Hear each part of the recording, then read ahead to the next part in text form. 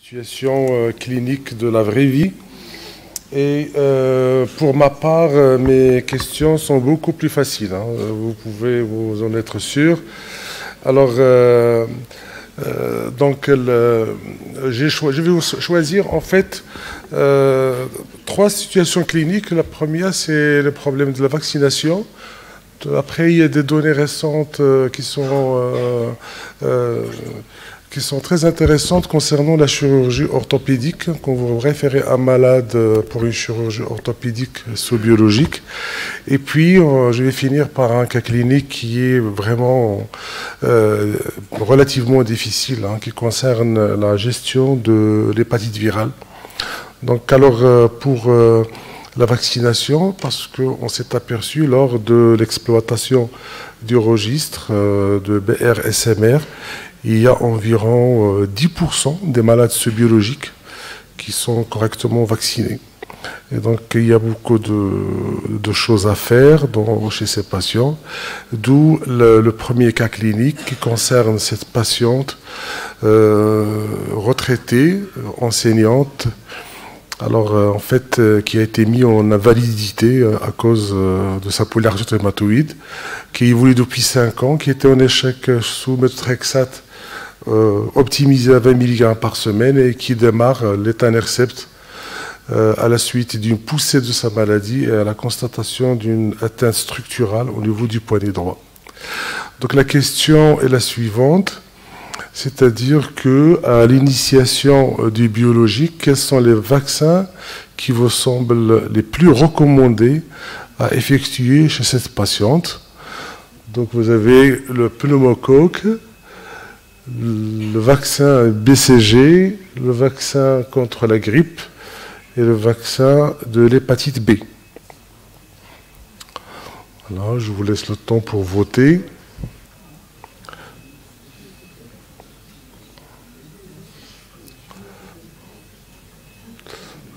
C'est une question qui est très facile. Alors, voilà.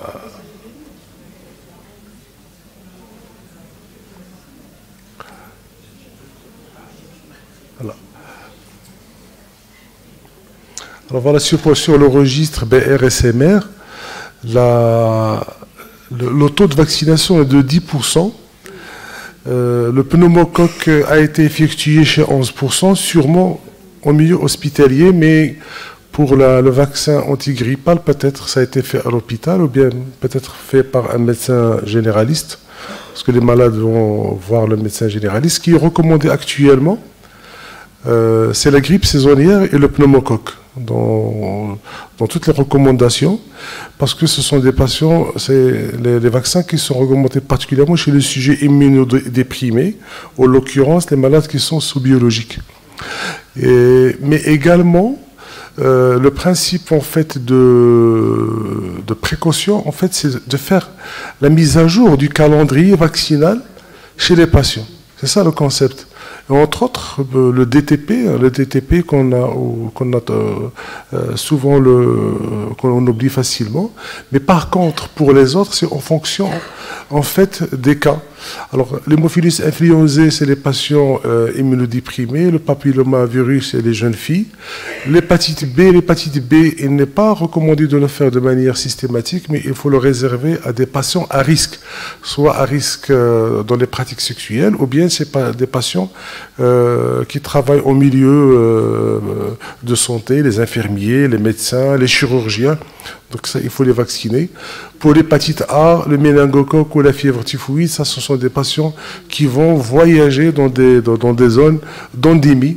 On va revenir à ça. Donc ce qu'il faut retenir, surtout, c'est la grippe. La grippe, il faut vraiment penser à vacciner les malades pendant la période d'automne. Donc on garde bien sûr à l'esprit cet hiver, il y a eu beaucoup de cas de grippe H1N1. Donc il faut vraiment y penser. Et le DTP, il faut le faire à 10 ans. Alors quand on voit un peu le calendrier vaccinal, de manière générale, dans la population générale, il faut faire le DTP, il y a des rappels. Mais je suis sûr et certain que peu de gens le font, parce qu'il faut faire le rappel à 25 ans, à 45 ans et à 65 ans. Normalement, il faut le faire, ça. D'accord? Et puis, vous avez le pneumocoque. Il faut le faire, le vaccin, tous les 5 ans. Alors maintenant, il y a 2 vaccins.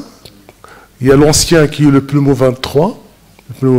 Et puis a été mis sur le marché le Prevnar. Le Prevnar à 13 valences. Et le protocole est actuellement qui est recommandé par les recommandations, c'est de commencer par le Prevnar et vous faites le pneumocoque, le pneumo 23, 8 semaines après. D'accord, 8 semaines après, ce qu'il appelle le Prime Boost. Ça permet de booster l'immunité. Et puis par la suite, on va faire le rappel tous les 5 ans uniquement par le pneumo 23. D'accord. Il arrive parfois qu'un patient arrive en consultation, il a déjà fait son pneumo 23. Il vous dit, j'ai déjà fait un pneumo 23. Ben, s'il l'a fait au-delà d'un an, ça fait plus d'une année qu'elle a déjà fait son pneumo 23, il faut refaire la vaccination Prevnar, puis pneumo 23. Par contre, s'il l'a fait dans l'année, c'est-à-dire depuis 6 mois ou 8 mois, ben vous gardez le vaccin, le pneumo 23, tous les 5 ans. Donc c'est ce qui est recommandé actuellement. La grippe, le vaccin du pneumocoque, c'est important, il faut le faire de manière systématique, et le DTP tous les 10 ans. Voilà. Alors on passe à la question numéro 2. Ça c'est quelque chose pour laquelle nous interpellent les patients. Alors c'est une patiente qui est biologique, là elle est sous Etanercept et qui veut se rendre à la Mecque pour le pèlerinage. Il se pose les questions suivantes. Alors vous savez maintenant avec la réglementation pour la sécurité, on ne peut pas faire monter en cabine les seringues parce que c'est des objets tranchants. Et alors il se demande est-ce qu'il peut garder ces seringues d'Etanercept en cabine. Deuxième question, est-ce qu'il doit faire le vaccin de la méningite qui est obligatoire pour aller en Arabie Saoudite? Est-ce qu'il doit conserver son traitement au congélateur ou bien est-ce qu'il doit laisser tomber? Est-ce qu'on peut lancer le vote est lancé? Parfait.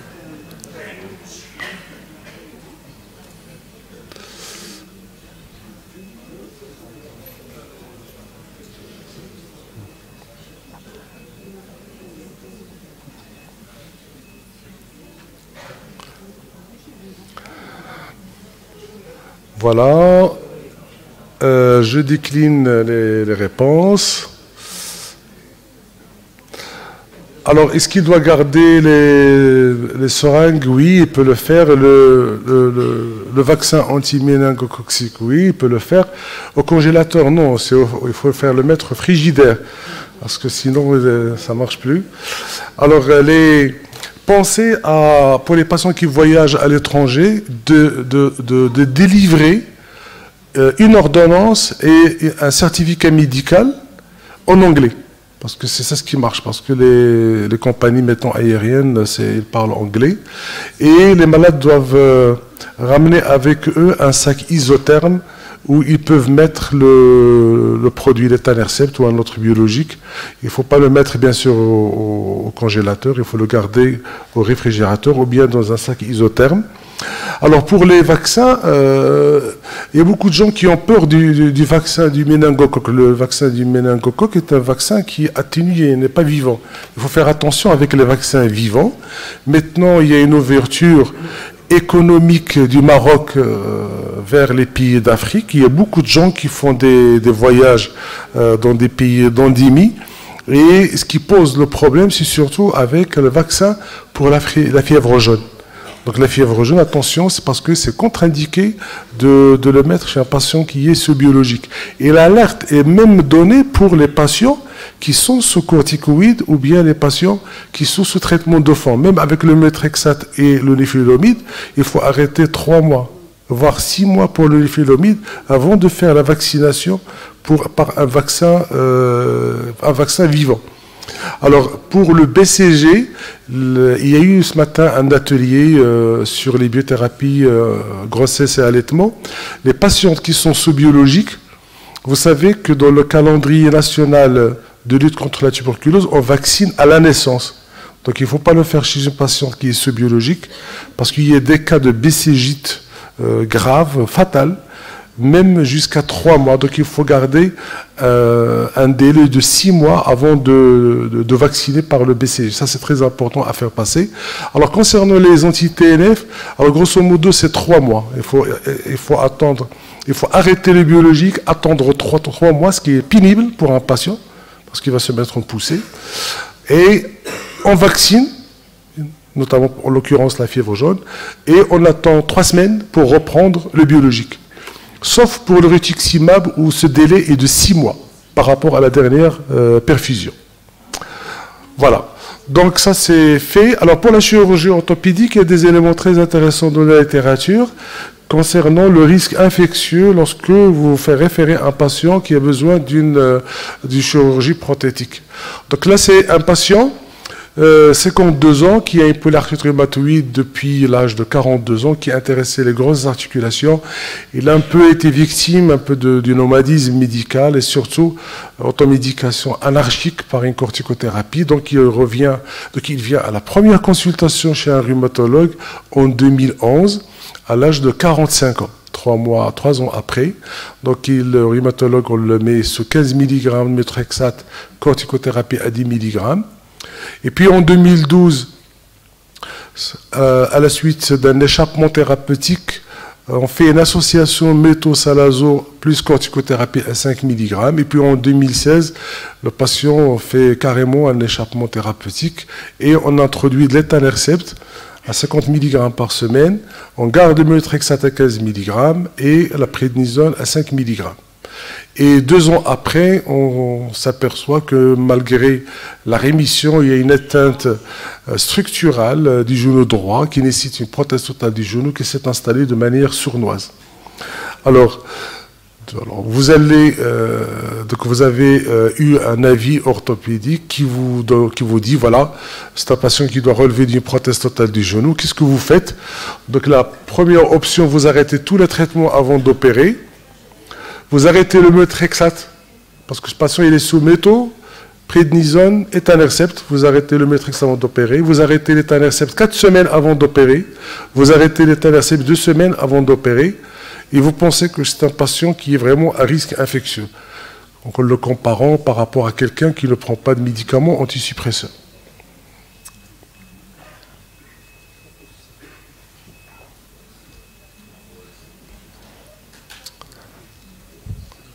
Vous avez vu, c'est des questions qui sont faciles. Hein.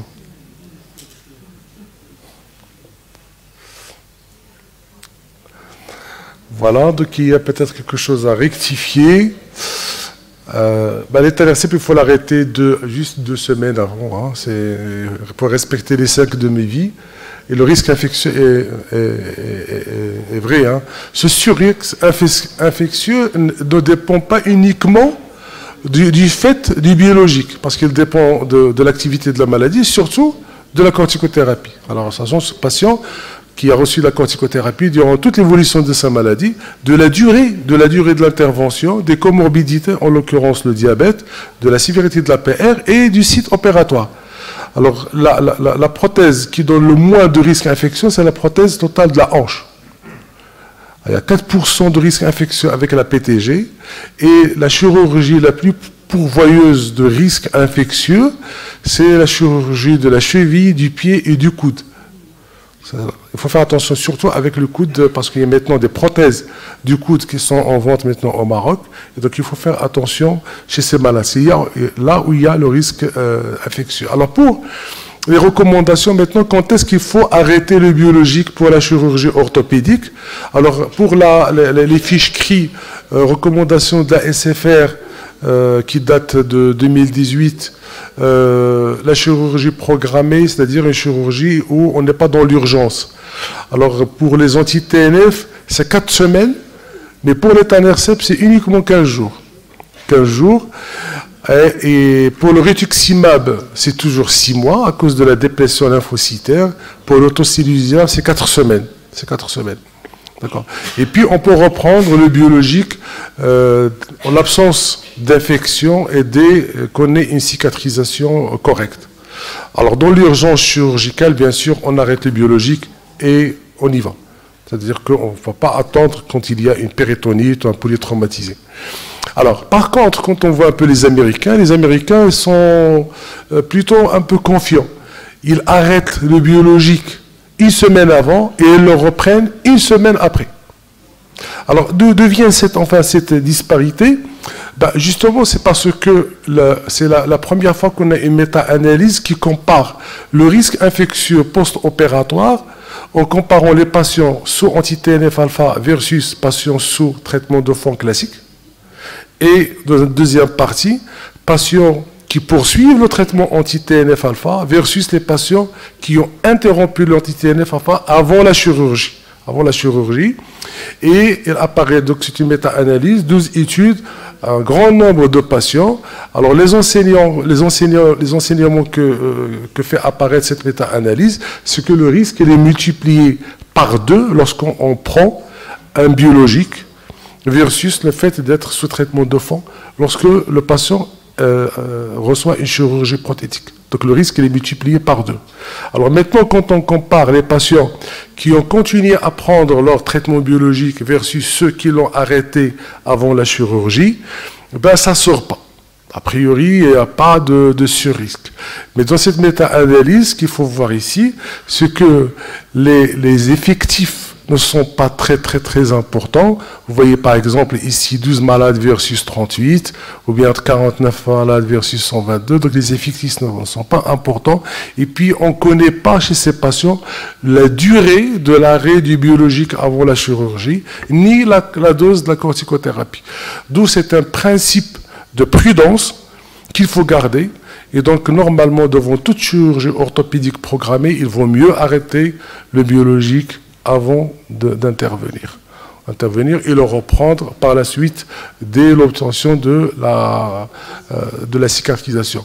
Alors, pour information, le méthotrexate, on n'est pas obligé de l'arrêter, on peut opérer le malade et qui garde son méthotrexate.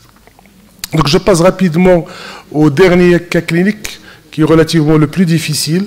Alors, on a des éléments qui, dans le registre qui sont intéressants. Et puis, c'est un élément vraiment de problème de santé publique. Tout le monde est confronté. Ce n'est pas quelque chose qu'on voit uniquement dans les CHU, dans les hôpitaux, même dans les cabinets libéraux, des patients qui présentent des hépatites. Donc ça, c'est une patiente âgée de 63 ans, qui a une polyarthrite rhumatoïde depuis 2008. Mes collègues vont la reconnaître facilement, qui a une polyarthrite rhumatoïde ACPA positive, facteur rhumatoïde négatif, qui n'est pas érosive, mais curieusement, c'est une patiente qui n'arrête pas de faire des poussées subintrantes de sa maladie. Mais par contre, alors c'est une malade qui a beaucoup de comorbidités, en l'occurrence un syndrome plurimétabolique. Elle a une obésité morbide, un IMC à 42, et là un NASH, enfin une stéatose hépatique qui a été confirmée à la PBF, qui est responsable d'une augmentation des transaminases et d'une cholestase biologique. Il a une hypertension artérielle modérée, il a un diabète cortisonique, il a de l'arthrose au niveau des mains et une maladie de Forestier, une arthrose.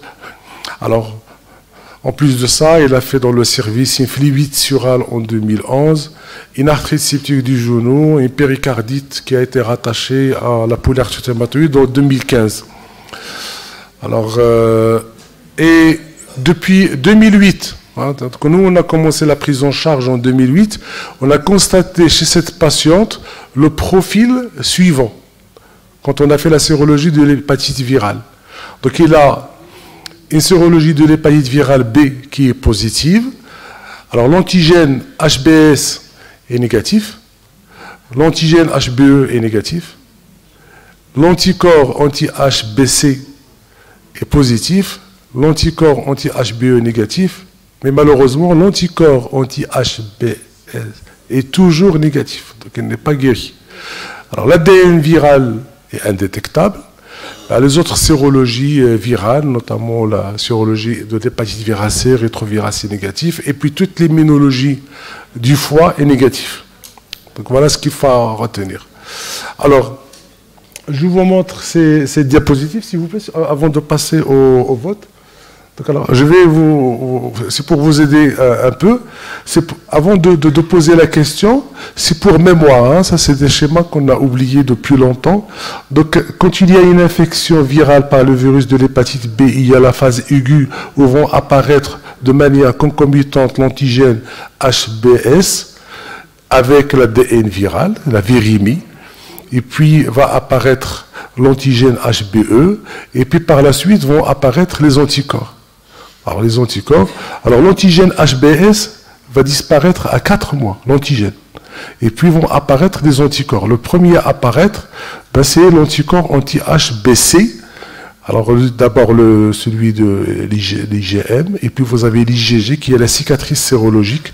Et puis par la suite va apparaître l'anticorps anti-HBS qui apparaît à partir de 6 mois et qui va garder et qui est vraiment la preuve de l'immunisation du patient.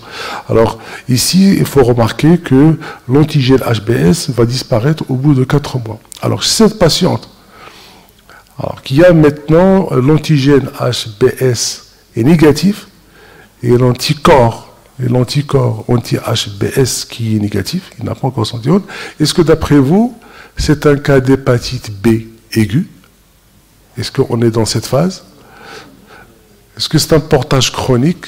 Est-ce que c'est un portage inactif? Est-ce que c'est ce qu'on appelle les fameuses hépatites occultes?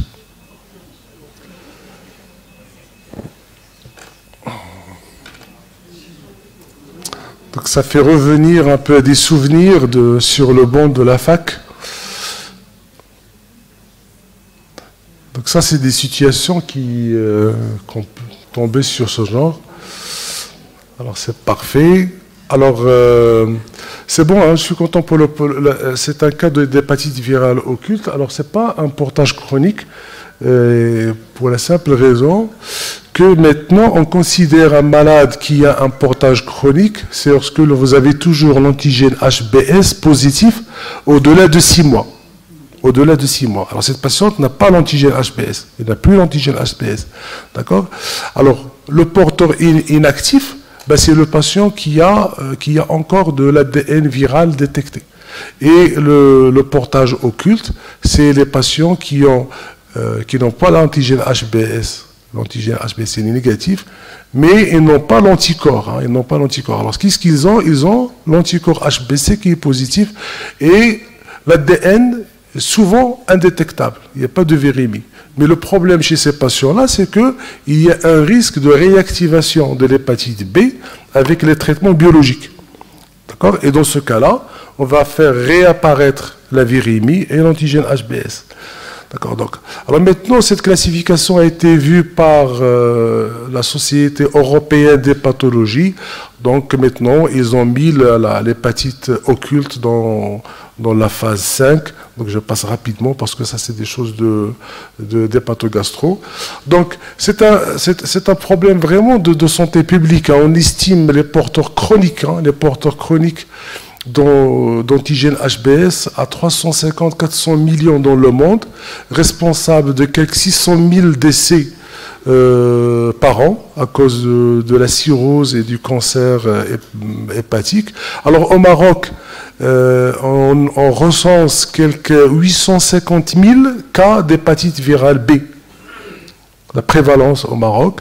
Dans le registre BR-SMR, on a uniquement 5%, mais c'est juste un échantillonnage, parce que nous, dans une série du service, sur les 61 patients qui prennent du rituximab, et ça c'est important, on a déjà 5 cas d'hépatite, dont un occulte. Les 5 cas d'hépatite virale B guéris et un cas d'hépatite virale occulte. Et il faut savoir que maintenant, il est important de faire le dépistage, dans le bilan pré-biothérapie, transaminage. Pas uniquement l'antigène HBS et l'anticorps anti-HBC, il faut faire également l'anticorps anti-HBC. Et si le patient a l'antigène HBS, il faut faire bien sûr l'ADN viral, qui est maintenant de pratique courante dans les laboratoires. Hein. C'est pas quelque chose qui... Et également dans les cas d'hépatite virale occulte. Alors, je vous montre ici la prise en charge telle qu'il a été faite. Donc, cette patiente a eu des tonnes de corticoïdes. Il a fait des bolus parce que chaque fois il arrive aux urgences pour des poussées de sa polyarthrite rhumatoïde, il était à un certain moment corticodépendante à 20 mg, ce qui n'arrange pas les choses avec toutes les comorbidités que présente cette patiente. Donc en 2008, à la prise initiale, la prise en charge initiale, on a tenté le méthotrexate, mais elle a fait rapidement une cytolyse parce qu'elle avait déjà une hépatopathie sous-jacente, astéatose. Donc on a fait rituximab en 2009. Mais ça n'a pas donné grand-chose. On a fait l'adalimumab en 2010, ça n'a pas marché, et on est maintenant avec un statut de low disease activité, avec de l'étanercept à 50 mg par semaine, prédnisone entre 7,5 et 10 mg par jour. D'accord. Alors, parmi les traitements reçus par la patiente que j'ai cité, quel est celui qui donne le plus de risques de réactivation de l'ADN, c'est-à-dire de Viribi? Est-ce que d'après vous, c'est le corticoïde, méthotrexate, Rutix, adalimumab ou etanercept? Réponse à choix unique. Il y a un qui se démarque, c'est-à-dire que si vous avez quelqu'un qui a une sérologie d'hépatite virale, une hépatite B occulte, c'est vraiment le dernier à choisir.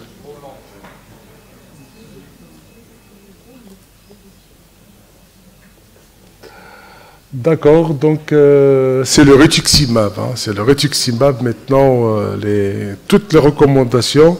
Alors, la corticothérapie, il y a un risque réel de réactivation à la corticothérapie. Déjà, aux doses rhumatologiques, à moins de 10 mg par jour sur une longue période, il y a un risque réel. Et également les patients qui reçoivent plus de 20 mg, au-delà de 2 semaines, il y a un risque de réactivation. Alors pour les traitements de fond classiques, méthotrexate, mais surtout lorsqu'il est associé à la corticothérapie, il y a également même un risque avec le niflunomide. Il n'y a pas de risque avec la salazopérine ou avec l'hydroxychloroquine. Pour les anti-TNF, le risque est surtout observé avec l'infliximab, où on peut avoir des taux de réactivation de 15 à 40% chez les sujets porteurs chroniques qui ont l'antigène HBS positif et 1 à 3% uniquement chez les patients qui sont porteurs occultes. Donc il y a moins de risques avec l'anti-TNF alpha, mais avec le rituximab, il y a 30 à 60% de risques. Il y a même des cas d'hépatite fulminante qui ont été décrites. Avec la batacept et tocilizumab, apparemment, il n'y a pas de risque avec ces deux molécules. Alors cette patiente-là, en concertation avec les gastro, et vous savez que le problème qu'on a de discuter avec les gastro, c'est là où il faut avoir un minimum de bagages pour pouvoir interagir avec nos confrères gastro-entérologues, d'où le choix de ce cas clinique. Donc la patiente, elle était sous etanercept en 2011. Donc elle a été vaccinée contre l'hépatite B. En 2012, donc elle a reçu 2 injections à 1 mois d'intervalle, puis 3e injection à 12 mois. Le gastro n'a pas prescrit de traitement préventif de réplication virale, parce qu'il y a un traitement préventif qu'on peut donner. Et donc, on l'a suivi ensemble, donc il n'y a pas eu de mouvement enzymatique. Donc, elle est restée toujours à 2 fois la valeur normale pour les alates, et la charge virale est restée indétectable sous etanercept. Et en 2013, on a refait le bilan, les sérologies virales. Donc on a vu apparaître l'anticorps anti-HBS qui est positif à 300 milliunités par millilitre. Donc là, maintenant, elle a une protection vis-à-vis de sa maladie. D'où la question suivante. Alors, dans le cadre de cette prise en charge collaborative, est-ce que vous pensez qu'on aurait dû vacciner cette patiente contre l'hépatite B avant l'instauration de l'étanercept? Deuxièmement, est-ce qu'il fallait instaurer un traitement préventif de la réactivation virale? Est-ce qu'il fallait arrêter le traitement biologique? Est-ce que vous pensez que le taux des 300 milliunités par millilitre sont suffisants pour la protéger contre une réactivation virale? Donc ça, c'est la dernière question qui est la plus difficile.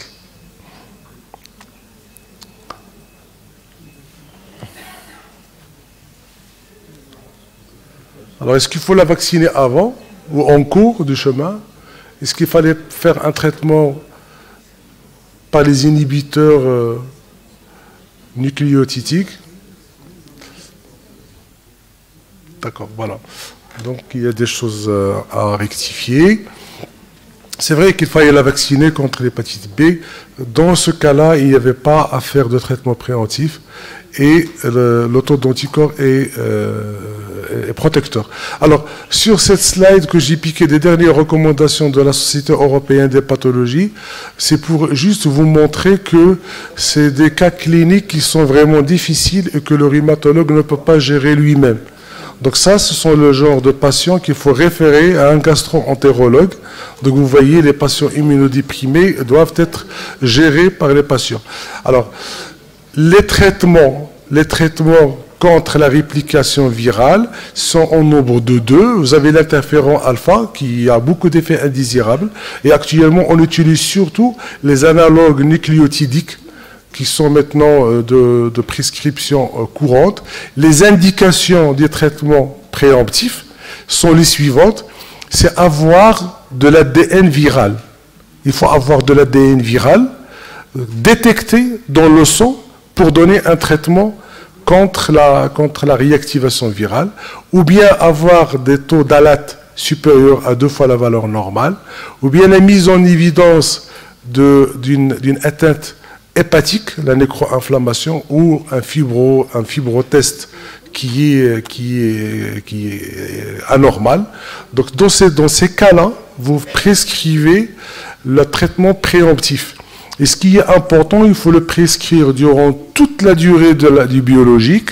Et au moment où vous allez arrêter le biologique, c'est là où réapparaissent les cas des hépatites fulminantes. Donc il faut le continuer pendant 1 an après l'arrêt du biologique.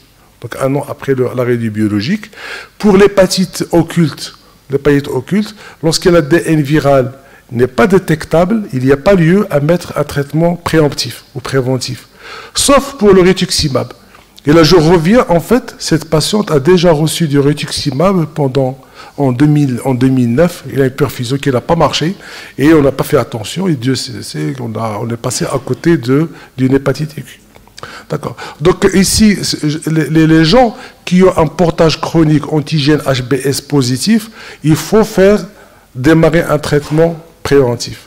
Les patients qui n'ont pas d'ADN viral détectable, en l'occurrence, les patients qui ont des hépatites occultes, ça dépend. Si l'ADN viral est indétectable, vous surveillez avec le gastro, sinon on peut mettre le traitement préventif.